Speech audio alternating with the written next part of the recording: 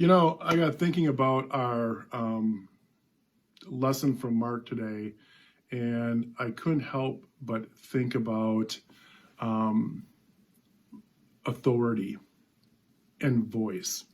I don't know if you had this where someone kind of commands your attention and gets your respect.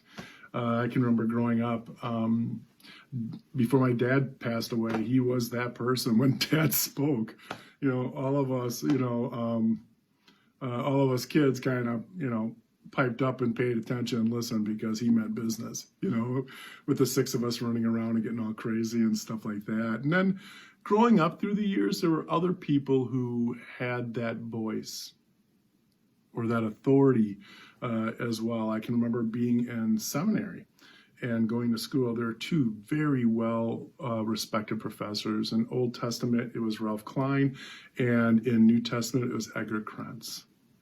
And whenever those two would speak, not only because of their intellect, but because of their knowledge, their wisdom, their high EQ, when they spoke, you respected what they said. And whenever they would speak, they get the attention of the room, and they definitely had authority. The voice, a voice with authority. And I got thinking about our first chapter here in Mark today that was read. And I got thinking about everything that led up to this moment, okay, in Mark's first chapter.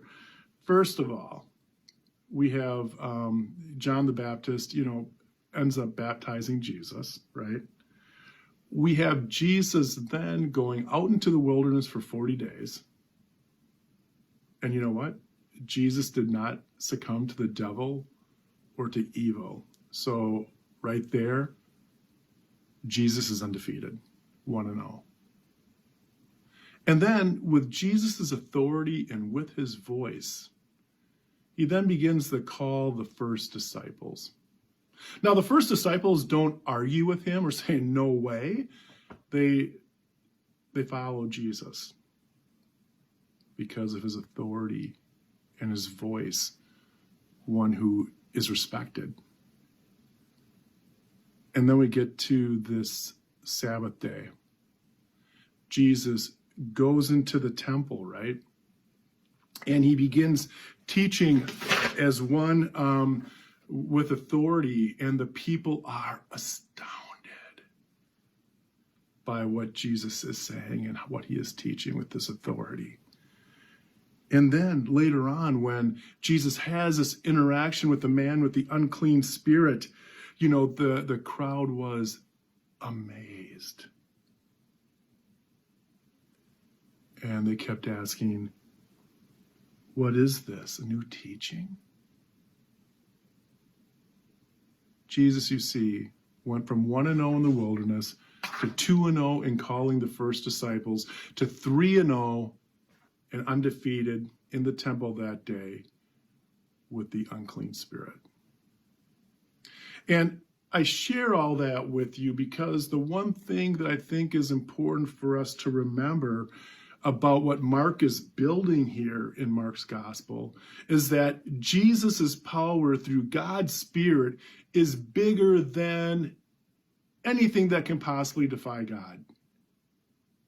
That Jesus' power through God's Spirit is bigger than health issues. That Jesus' with God's Spirit is bigger than anybody's evil intentions or unhealthy intentions or selfish intentions. That God's Spirit, or Jesus' authority in God's Spirit, is bigger than those forces that try to defy God in any way and take life from us. And what Mark's platform is laying out here is that, look, Jesus' authority, his voice,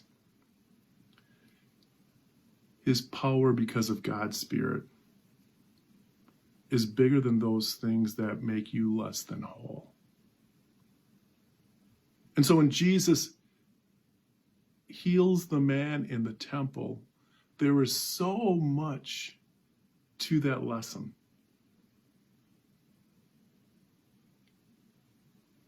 How do we live with this God whose God's power is bigger than we can imagine? do we listen to Jesus' voice with such authority? But one thing I'd like to encourage us to do this day, especially as our annual meeting is this weekend, is like, you know what? We together are one voice. We together represent Jesus' authority and God's will. When we open ourselves up to God's Spirit, and when all of us speak of the love of God, the forgiveness of God, the grace of God, and proclaim that there is no forces, nothing in all of creation that is bigger, stronger than God's power, we are one voice with authority proclaiming this amazing God that we have in the death and resurrection of Jesus. Because at the end of the day, as Mark continues with his lesson, all the way to that Maundy, Thursday dinner, all the way to the intersection of Good Friday and the cross, and all the way to the Easter Sunday, and all the way to the appearances post-Easter, Jesus is undefeated. Because God's power always wins. Amen.